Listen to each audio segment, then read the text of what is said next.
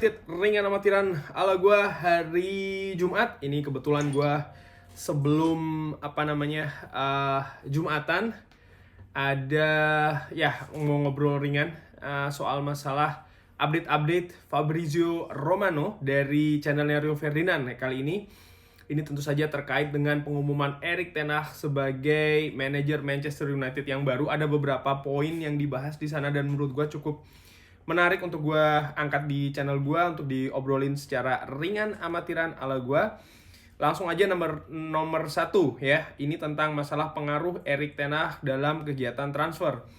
Fabrizio Romano mengatakan penting untuk Manchester United untuk tidak melakukan kesalahan seperti yang sudah-sudah. Contohnya adalah Donny van de Beek datang harga mahal tapi tidak dipakai oleh manajernya. Kenapa bisa terjadi? Apakah ada miskomunikasi antara pihak board manajemen yang mendatangkan pemain dengan sang manajer atau seperti apa? Dan hal seperti ini sebenarnya kalau dilihat sudah sering terjadi di Manchester United, utamanya 8 tahun terakhir. Hal demikian ini tidak bisa lagi terjadi. Pemain datang dengan harga mahal, pemain datang dengan harga yang tinggi, sehingga ketika pemain itu ternyata tidak masuk ke sistem, susah Manchester United untuk bisa melepasnya, susah pemain untuk bisa pindah ke klub lain. Akibatnya apa? Ada kerugian di sana. Pemain tidak happy yang akhirnya mengakibatkan penampilannya juga turun di atas lapangan. Erik ten Hag dikabarkan oleh Fabrizio Romano ini akan memiliki power. Power yang dimaksud di sini adalah power untuk bekerja sama dengan board management tentang transfer, tentang kontrak dan juga lain-lain ya terkait dengan tim nantinya. Erik ten Hag akan berperan dan akan di backup oleh board management. Fabrizio Romano mengatakan Erik ten Hag ini tidak akan datang kalau tidak ada backup atau kepastian dukungan backup dari board management di keputusan-keputusan yang akan dilakukannya terkait dengan pekerjaannya nanti sebagai manajer Manchester United ya.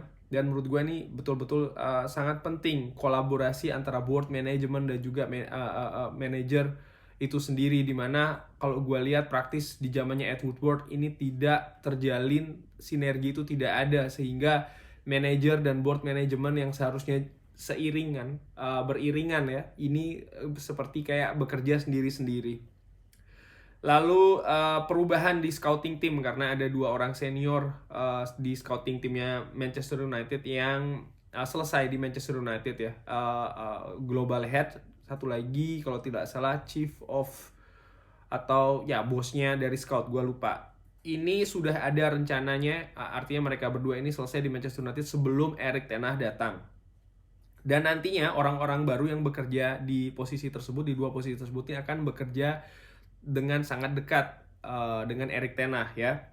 Menurut Fabrizio Romano ini adalah model dari Ralf Rangnick. Dia menyetujui proses ini dan ini seperti yang dilakukan di Red Bull Group, di mana dia juga membangun Red Bull Group, klub di Red Bull Group ya, Leipzig, Salzburg dan juga lain-lain. Ini bukan hanya tim di atas lapangan saja kaitannya dengan manajer dan lain-lain, tidak, tapi hal-hal lainnya yang juga saling berhubungan ya di klub sepak bola secara luas. Ini yang dilakukan, perubahan ini yang dilakukan dan ini yang juga dibangun baik itu di Red Bull Group dan sekarang ini terjadi di Manchester United. Oleh karena itulah perubahan yang terjadi, revolusi yang terjadi di Manchester United itu bukan hanya di dressing room, bukan hanya di tim, artinya pemain dan juga tim kepelatihan, tidak, tapi secara menyeluruh. Dan ini sekali lagi akan bertahap ya, proses ini akan secara bertahap.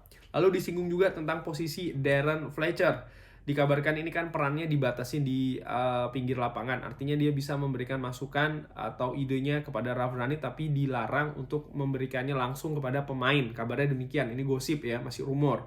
Nah, peran apa selanjutnya bagi Darren Fletcher? Fabrizio Romano mengatakan belum ada update dan ini akan diputuskan dengan Erik ten Hag. Erik ten Hag juga akan memberi masukan tentang bagaimana Darren Fletcher posisinya seperti apa untuk musim depan.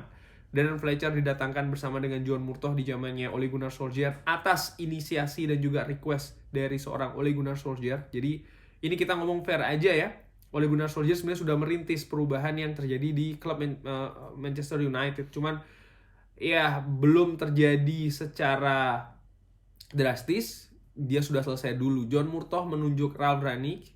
John Murtough datang atas inisiasi dari Ole Gunnar Solskjaer. Jadi ada ada ketertarikan, ada apa ya, ada benang merahnya di sana. Pun juga seorang Darren Fletcher. Tapi posisi Darren Fletcher akan seperti apa untuk musim depan ini belum diputuskan, karena sekali lagi Erik ten Hag akan ada peran di sana. Dan sampai dengan saat ini walaupun sudah diresmikan ya, tapi Erik ten Hag ini masih terikat dengan Ajax. Konsentrasinya masih bagaimana untuk memenangkan Eredivisie bersama Ajax. Jadi belum bisa full ke Manchester United. Lalu disinggung juga soal masalah Paul Mitchell.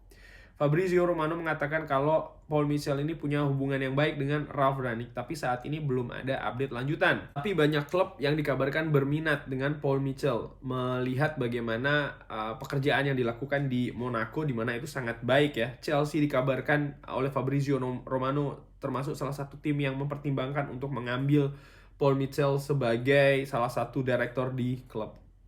Lalu dibahas juga soal masalah Glazer di keputusan yang terjadi dalam waktu dekat ini ya, termasuk juga penunjukan Erik ten Hag dan lain-lain.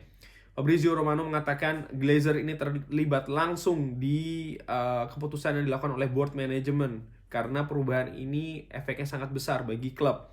Board management bersama dengan Ralf Rangnick ini yang melakukan keputusan ya, atau artinya memutuskan tentang masalah Erik ten Hag dan lain-lain. Tapi Glazer ini juga memberikan seperti persetujuan ya atas keputusan-keputusan tersebut. Jadi ini tidak mungkin akan terjadi tanpa persetujuan dari Glazer.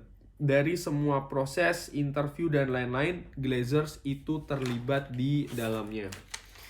Lalu berapa lama Manchester United untuk sukses? Fabrizio Romano mengatakan kasih dia waktu. Sulit untuk melakukan ini dalam satu musim.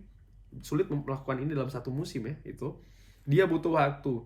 Fabrizio Romano yakin Erik ten Hag orang yang tepat, tapi dia butuh waktu. Instan tidak bisa terjadi.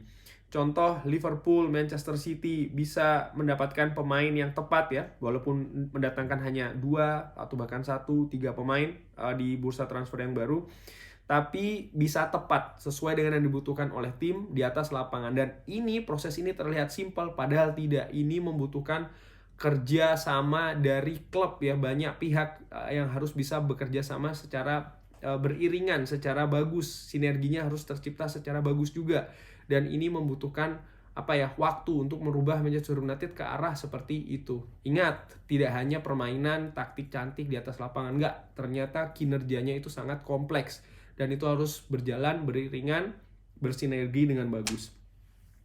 Selanjutnya tentang masalah Paul Pogba. Fabrizio Romano mengatakan kecil kemungkinan akan stay di Manchester United, walaupun ini belum diputuskan. Belum ada komunikasi dari Raiola. Tapi Fabrizio Romano memberikan prediksi kalau Paul Pogba sepertinya akan cabut. Tapi kemana itu belum jelas. Paris Saint-Germain merupakan salah satu calon, tapi bukan satu-satunya calon. Nah, ini yang menarik soal masalah Harry Maguire ya. Apa yang akan dilakukan oleh Erik ten Hag? Fabrizio Romano mengatakan tidak tahu, dan ini belum dibikin ya keputusannya akan seperti apa, karena pastinya akan menunggu Erik ten Hag dulu.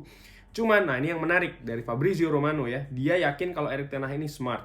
Dan untuk menghancurkan karir pemain atau menghancurkan pemain ini sepertinya tidak akan terjadi.